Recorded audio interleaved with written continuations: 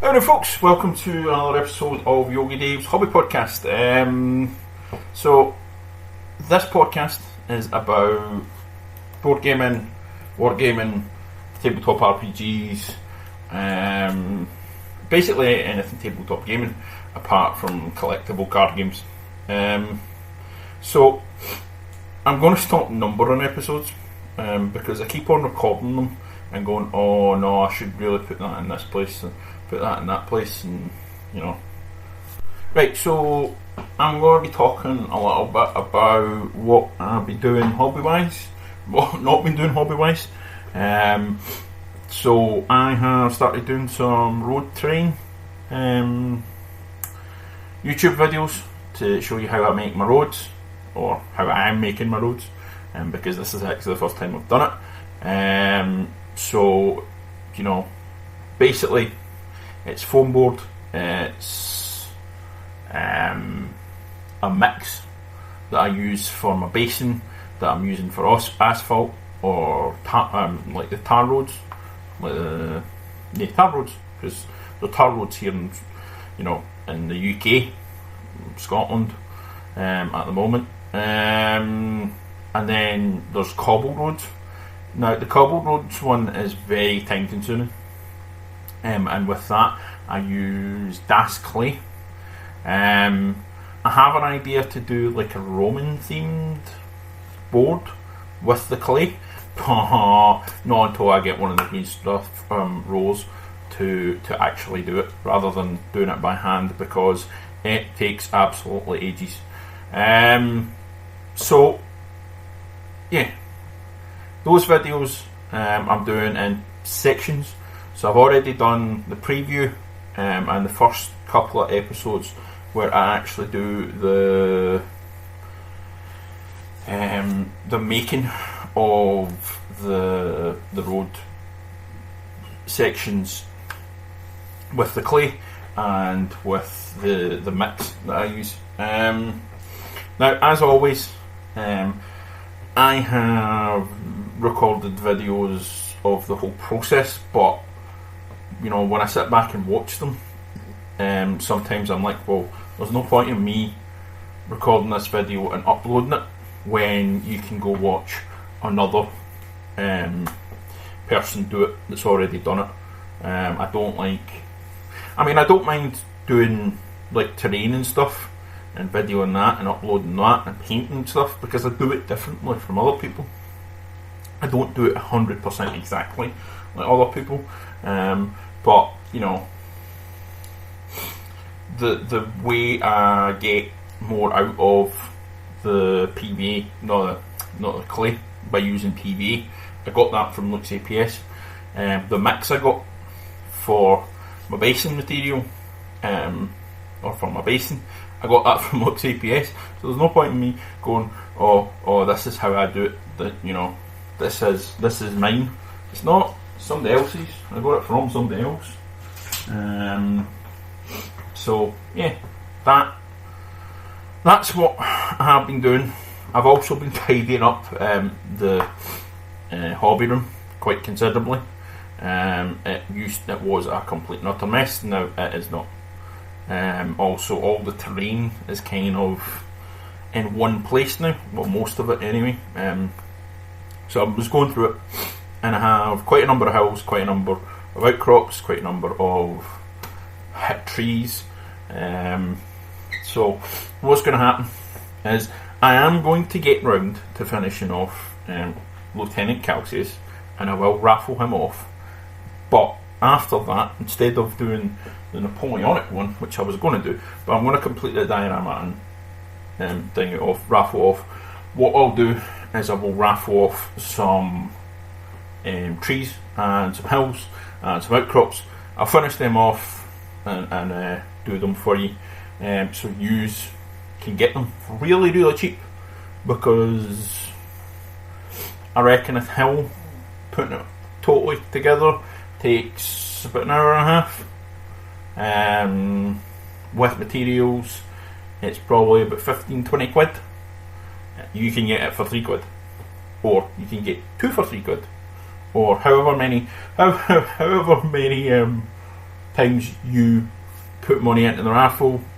So every time you buy me a coffee, you get a raffle ticket. So, you know, you could win 1, 2, 3. I don't know how many hills I'm going to be putting into the raffle. I don't know how many bits of which got the outcropping that I'm going to put into it. I'm not sure how many trees I'm going to put in it, but I'm going to do a couple of different ones.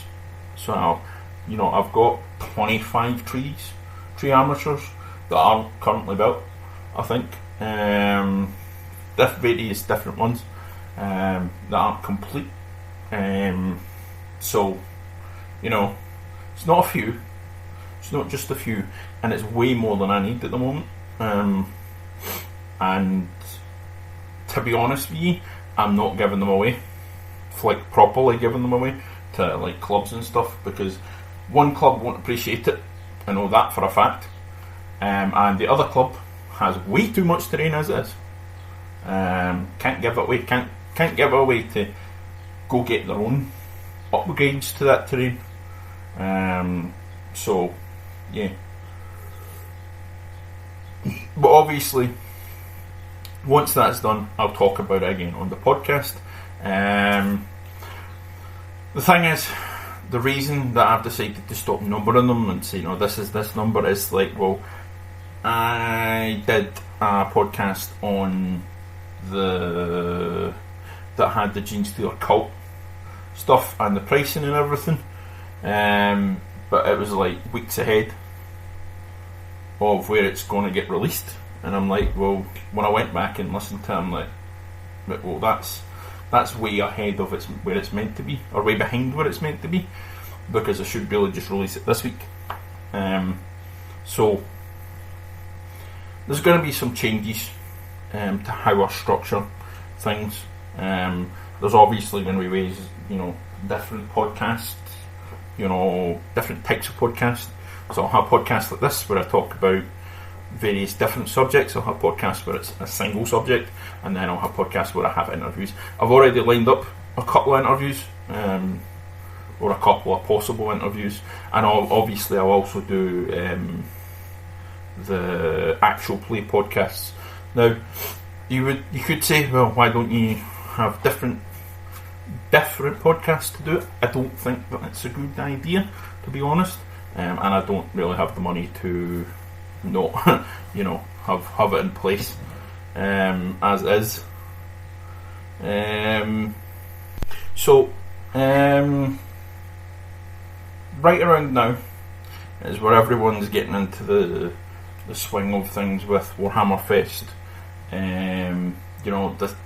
It's the start, I think, really, of everyone's Golden Demon entry aspirations. Obviously, I don't have the money to go to Warhammer Fest right now, and I probably won't have money to go to Warhammer Fest this year. It is something I do want to go to, and it is something I do want to enter something into the Golden Demon competition, just because, I want to try it at least once in my life. I know there is very little chance of me actually winning a Golden Demon, and I'm fine with that,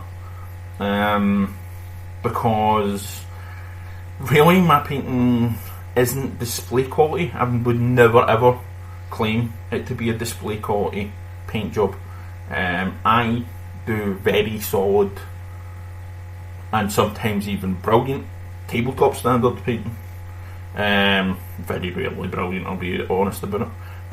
But it's nice. You can see it in Twitter. You can see it in Instagram. You can see it everywhere. People are starting that little. Okay, I'm looking at how do I do this. Non-metallic metal kind of Space Marine armour. How do I do this? They're planning it out, and you can see it. You see it every year with the whole hobby, when it's people who are obviously good painters. They might not be the best painters, but they're really, really good, top quality painters, and they're like, you can see it in the way that they're planning it out. Last year, obviously, I didn't have Twitter, so I didn't see it as much. It was kind of Instagram, and I didn't really pay much attention to Instagram. I still don't hugely. You might have found a link to this podcast on Instagram, but that's only because it's a social media outlet for me to be able to pass on the knowledge of the podcast. Also my painting and everything as well.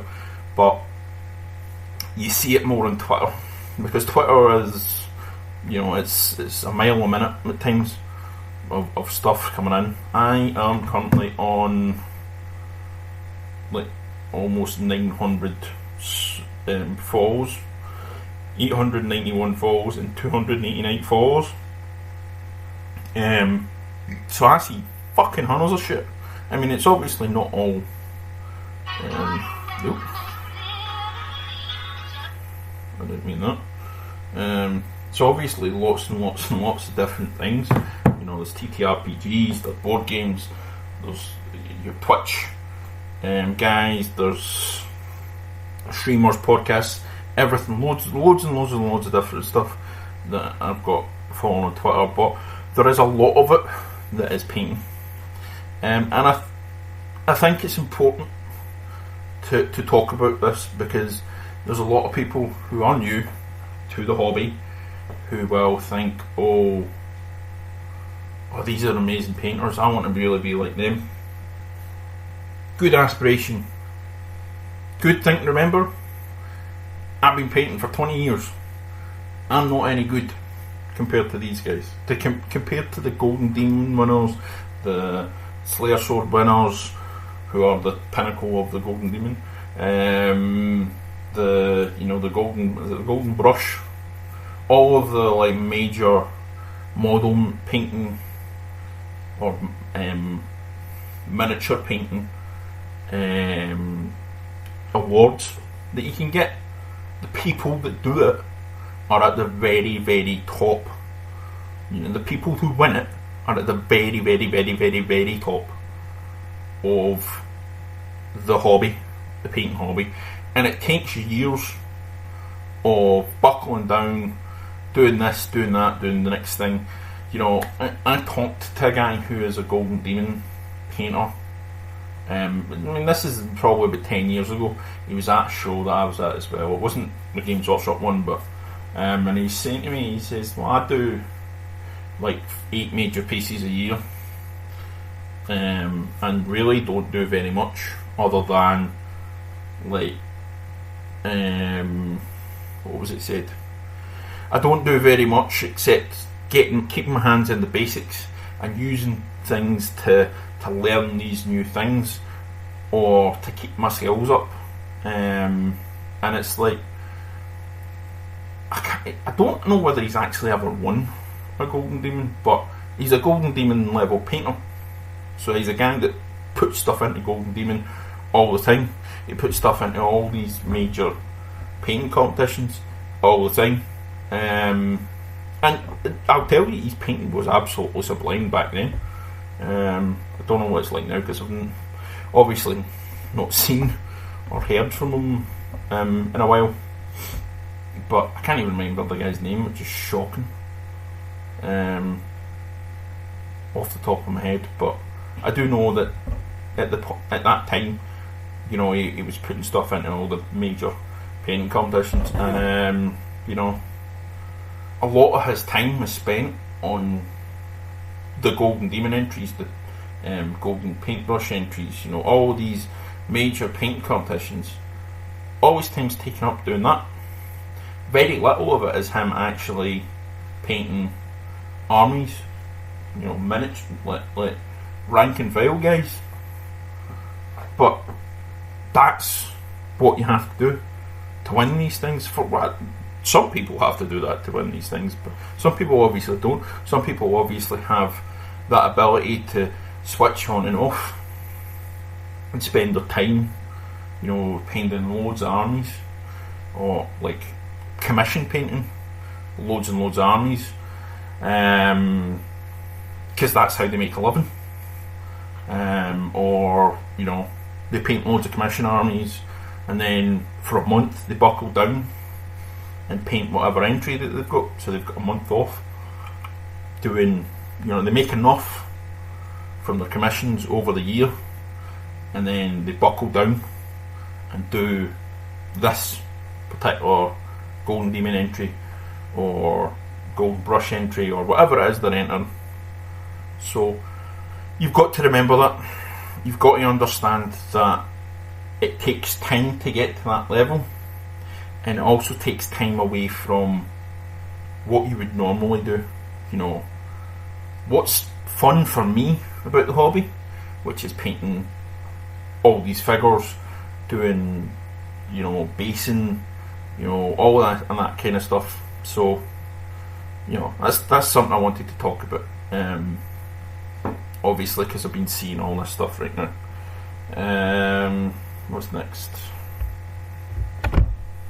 Right, this might actually be a very paint heavy or painting heavy episode, because the other thing I was going to talk about was colours. Right, a lot of people have issues with painting yellow or orange or white or black. Obviously, because white, you can't do it. Well, you can do it off like a pure white, but there's no shade, there's no highlight. You can't do a pure black because there's no shade, there's no highlight. Yellow is very difficult to do.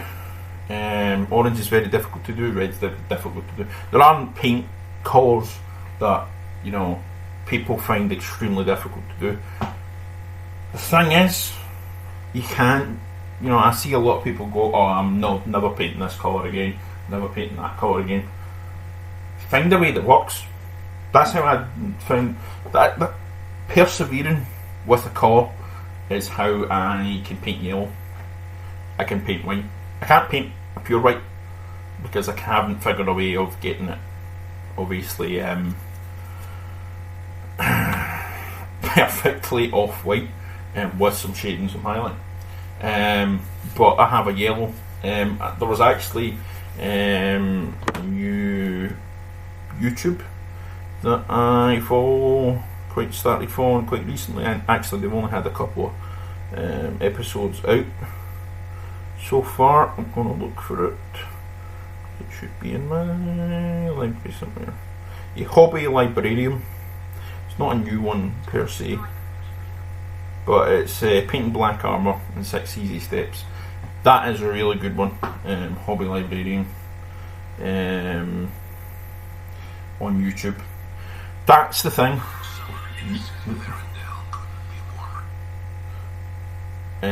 A lot of the stuff that I have found to paint orange, paint black, paint white, paint yellow, it's been on YouTube that I found it, or I found it on a website. The internet has been a great thing for that, but the only reason I found out about that was Twitter, actually, to be honest. It's one of the people I follow on Twitter.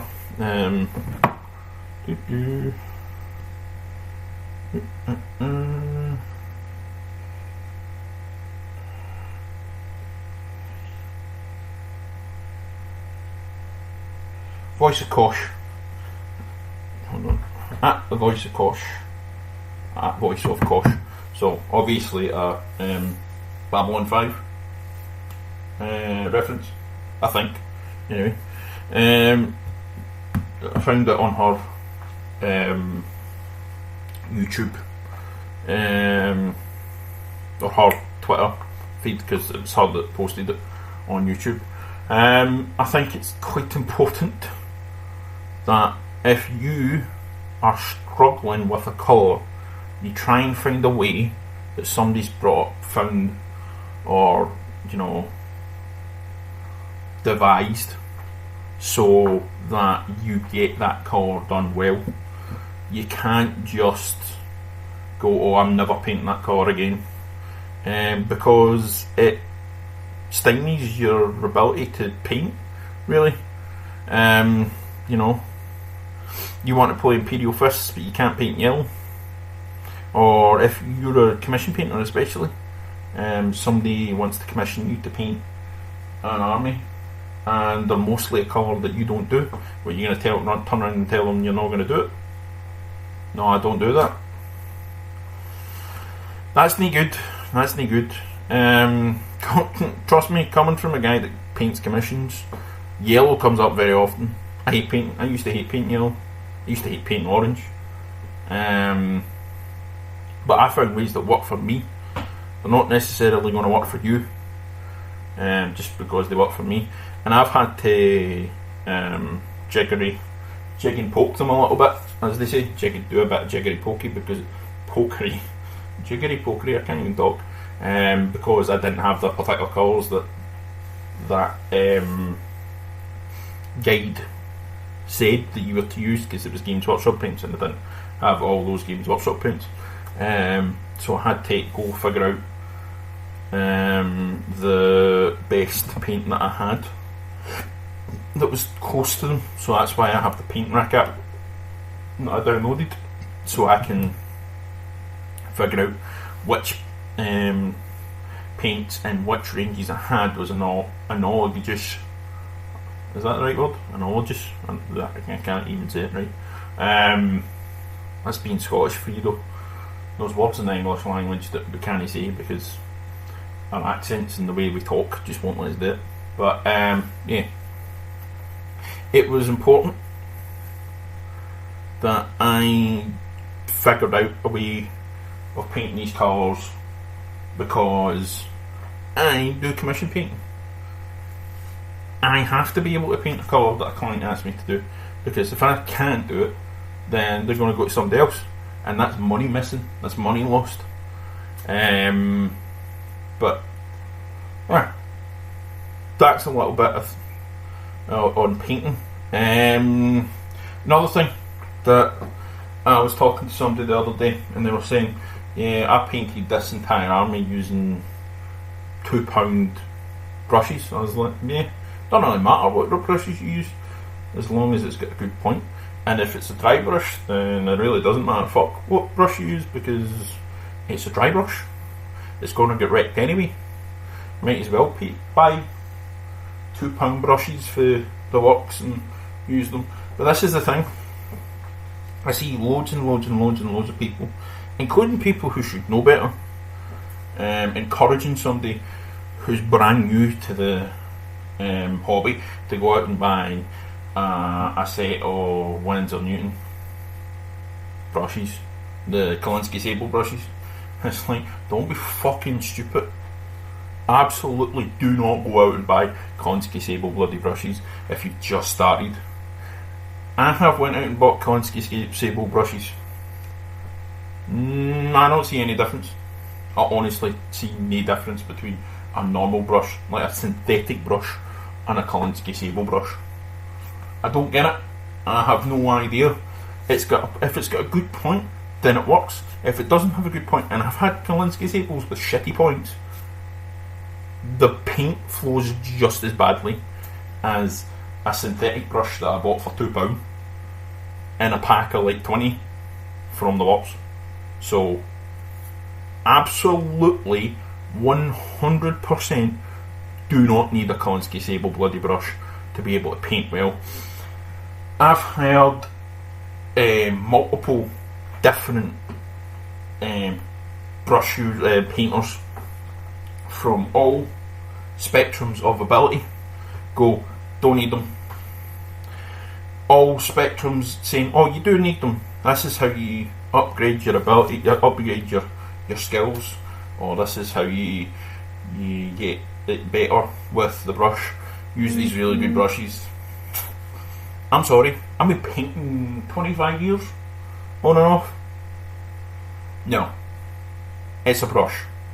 It's a fucking brush. That's all it is. It is not going to make your painting any better.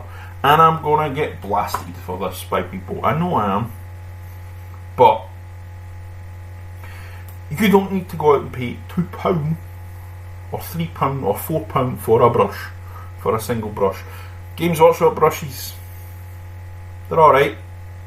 They don't pull the point for that long, to be honest. But I do have wax brushes. I can't remember the make of them, but that's for my American and non-British friends and listeners. It's a discount art shop, basically.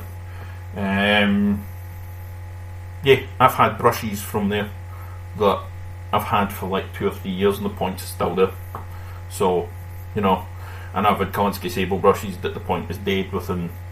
The point is fucked within the best part of 2 weeks. So, it's not about. I mean, don't get me wrong. The Winsor Newton ones, I have used them once or twice, but I honestly do not see the difference between one that I bought for 20p in a packet, or 10 or 20, and one that I paid £4 for. So, that's my personal opinion. I know, as I said, I'm going to get blasted for it by people, but it's something I talk about every time I do something about painting and about painting equipment. Another thing that I like to talk about is the types of paints that you use. Now, a lot of people use purely Games Workshop paints. That is not an issue. Does not mean you're a bad painter. Doesn't mean you're a good painter. Doesn't mean anything really, other than that's the paint that you like to use.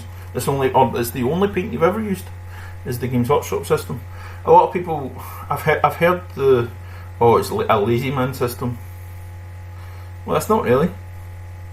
It's a good way of being able to do it fast, learn how to do it well fast. But once you come out the Games Workshop system, you stop using Games Workshop paints. You do need to learn how to use the other paint sets a little differently, because obviously the other sets of paints, or very few other sets of paints, have layer paints and highlight paints. Pretty much every one that I know of, it's one different type of paint, one set of paints. Like the Vallejo paints, there's no highlight paints, there's no layer paints. So, if you paint like blue over green, it's going to be blue, it's not going to be green. The green might show through a little bit, but not by much. So you need to kind of learn a different way of doing things with new sets of paints if you are just used to the Games Workshop paints. And that's something I wanted to point out, was while the Games Workshop system is not a lazy man system, it is a closed system. It's not an open system. You can't, if you do use the Games Workshop system, then while you can use Games Workshop paints with other paints, you can't use the Games Workshop system with other paints, because, as I said, don't have layer paints. You can make them into layer paints. You can make other paints into layer paints. You can make them into highlight paints. You use a medium, but you need to know how to use that medium in order to do it. You need to know how it mixes together in order to do it. You also need to understand the difference between the different paint sets. So Vallejo paints are a lot thicker than most other paints, so they last longer, so you can thin them down a lot more before they start to go. the Army Painter paints obviously need a little bit of TLC before you start using them, because there are the things that make them a little harder to work with. Obviously, the coat d'arms is very similar to the original Games Workshop. In fact, it is the original Games Workshop colour sets. So obviously, if you're coming back into the hobby and you used Games Workshop paints before, you can just go straight to the coat d'arms paints, and you can basically start where you left off. Because back in the day, I mean, I started painting with Games Workshop paints very many years ago. So the original Games Workshop system, was like every other system. You know, you had your base coat, you had your highlights, and you had your shades. So you did have your inks and all the rest of that. So you base coated, you inked it, and then you dry brush highlighted, or you thin down the paint so it would be very like a layer paint but not quite, or you painted on over the base colour, or however. I mean, there've been times when I have shaded using dry brush. So I've dry brushed like heavy, the darkest shade, and then stepping up till you get to the actual base colour, and then you highlight out. So the same way that you do with any system nowadays, with it, shading without the inks is a very difficult thing to do. Even now, I have issues with it, you know, because it's been a while since I've done it very much. The last stuff I did was my wee brother's Chaos Corn Warriors. I did a mix of ink and hand shade, like dry brush shade, and then did the highlights. So it's a difficult skill to pick up and do well, and I would not say I do it well. I do it kind of decently. So you do have to understand that if you're going to go from Games Workshop paints to other paints, there are entirely different ways you need to do to paint with them. But you can do it. You can mix the paints, but you can't use the Games Workshop system, if you get what I'm talking about. But also you have to look at the actual colour palette of a range of the paints. Now Vallejo have a number of different ranges. They have the model colour, they've got the Panzer, they've got the game colour, they've got the mecha colour, they've got the metal. All these different ranges of paints have their own colour palette. Game set, you know, the game colour is very bright, it's very vibrant, it's very like Games Workshop paints. The model colour is very earthy, it's very down to earth, it's very natural colours.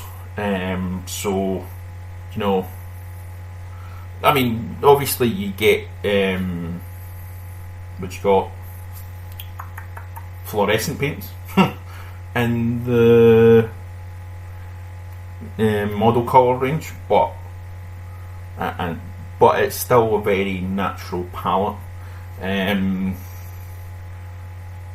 Very much the same goes for the what you call it, Army Painter range. That's a very vibrant colour range.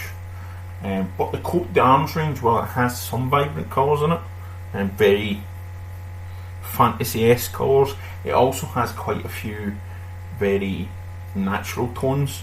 So that, because it is the old Games Workshop range, there are a lot of natural colours as well as the vibrant fantasy-like colours. And I could be talking at my arse here. People might be listening to this and going, I don't understand what you're talking about. I understand colour theory and you're talking nonsense. But that's the way I'm thinking. It's the way I think. You have to understand different concepts and different colour palettes and different ranges and all these things to get it right.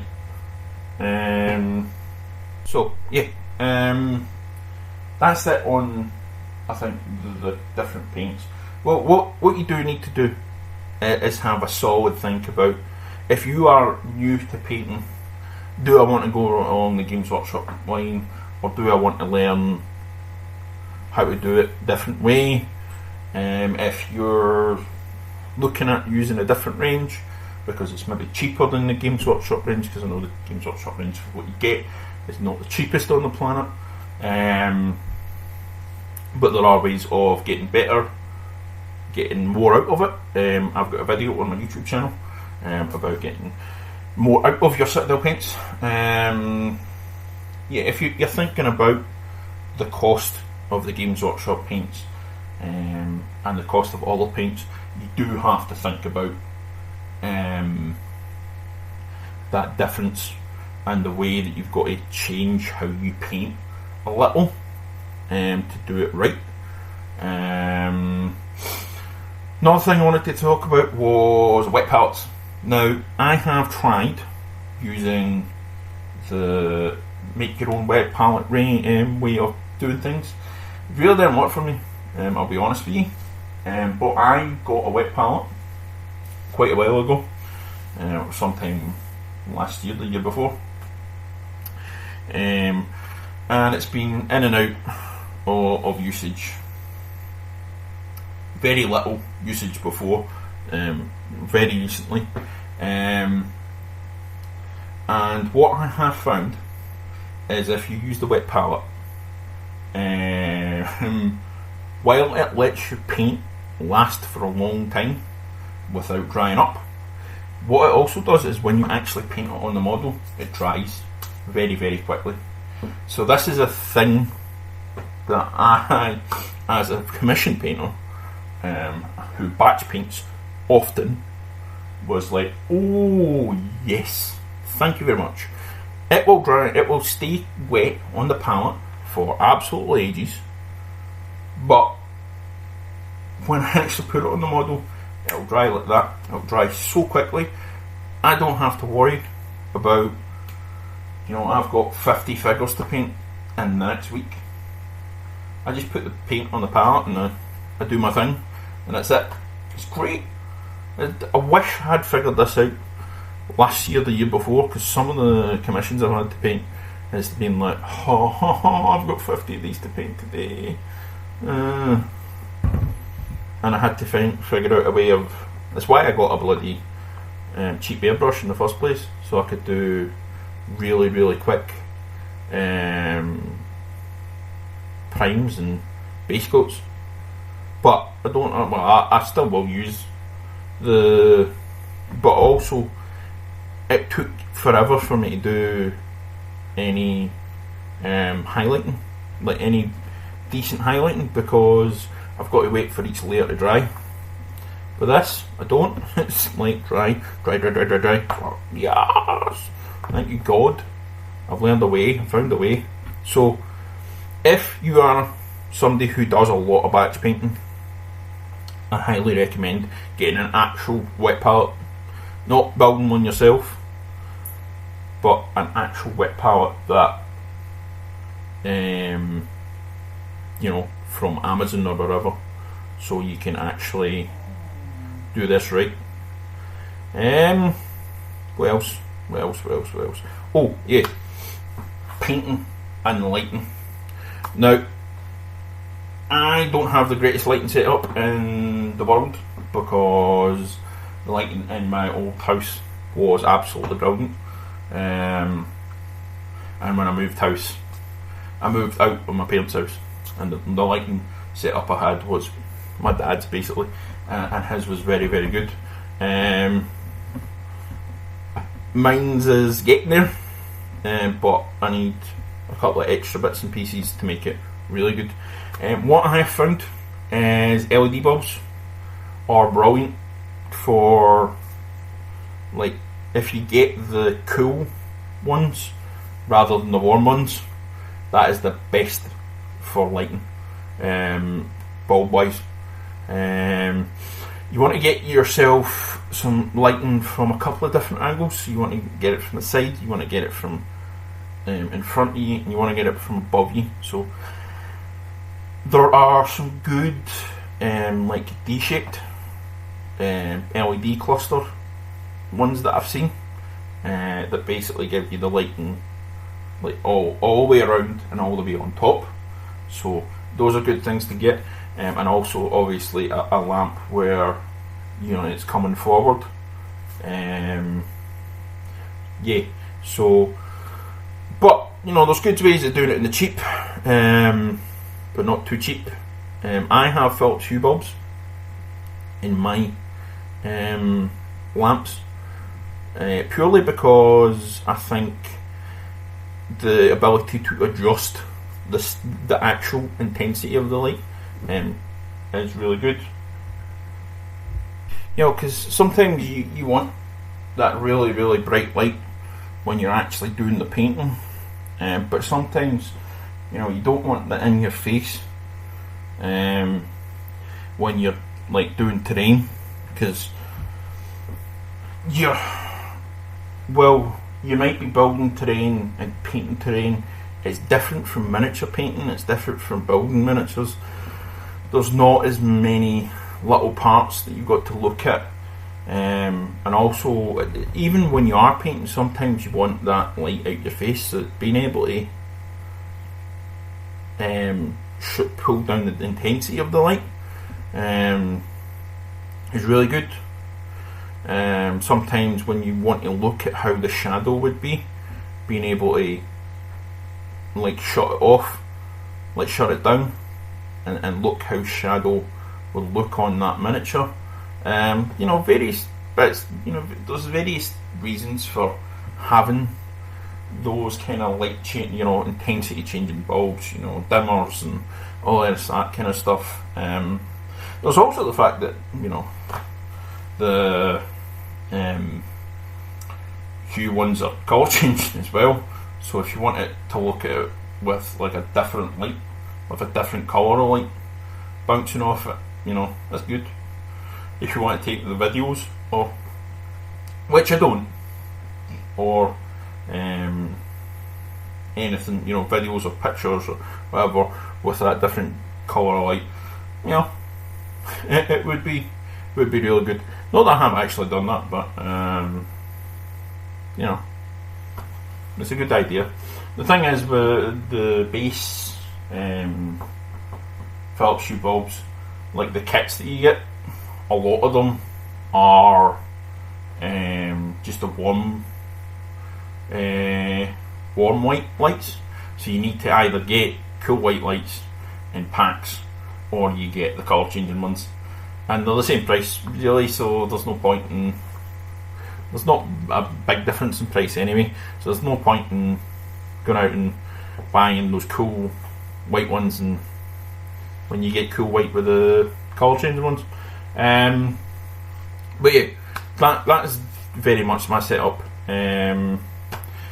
So I have 2 lamps and I have the main room light.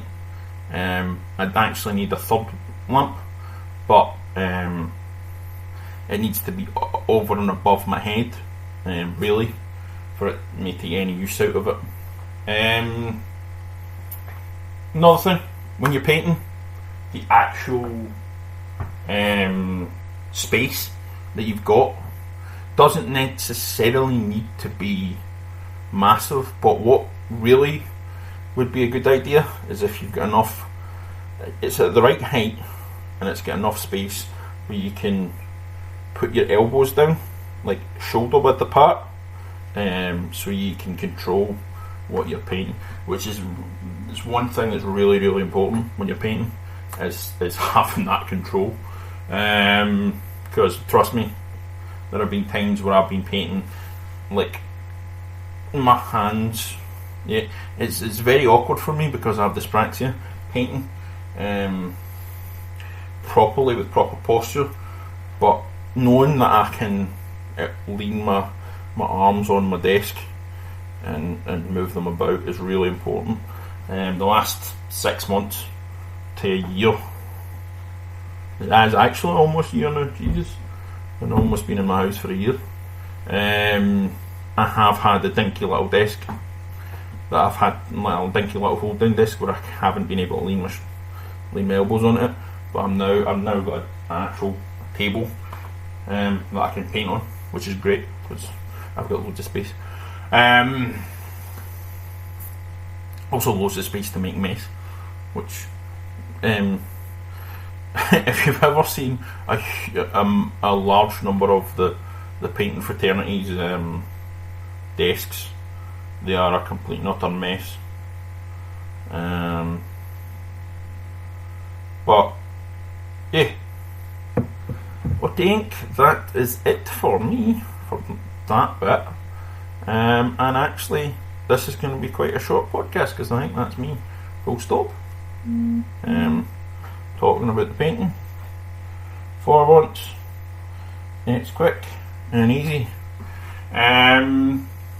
So, as always, if you want to support the channel, we have the Ko-fi account where you can get involved in the raffles. Whatever the current raffle is at this moment in time, I'm not sure, because you could be listening to it in 10 years. You could be listening to it right now. If it was right now, it's the Lieutenant Calcius figure with on the display base, but is also playable. And on the front page there is a link to the Ko-fi account, so you just click that, it takes you to the front page of my Ko-fi account. It will give you the current raffle that is in place, and all you do, pay £3, buy a coffee, you get involved in the raffle and you help the podcast. As always, if you are enjoying the podcast, I would encourage you to subscribe on your platform that you're using to listen to this. I would encourage you to share, I would encourage you to comment, I would encourage you to like it and talk about it and do anything to get us out there. Not sure what the next one will be. I think it might be, well, the next podcast that you listen to might be my actual play of Infinity. Right now I'm in the middle of getting a new group together.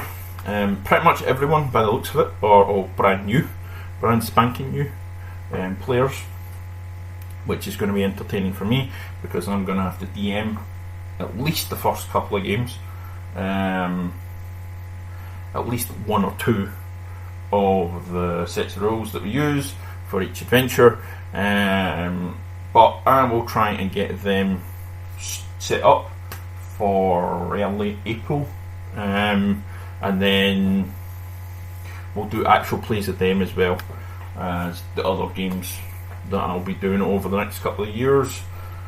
Basically, what I'm trying to do is build the beginnings of a network, I suppose, from myself, but all here on this podcast, on this channel. Eventually it will be actual play, it'll be interviews, it'll be me talking about, you know, the gaming collective gaming scene as a whole, and then there'll be me talking about specific parts of the hobby. But right now, it's all here in one place. So I'm going to stop talking, and I'm going to say good day, happy hobby.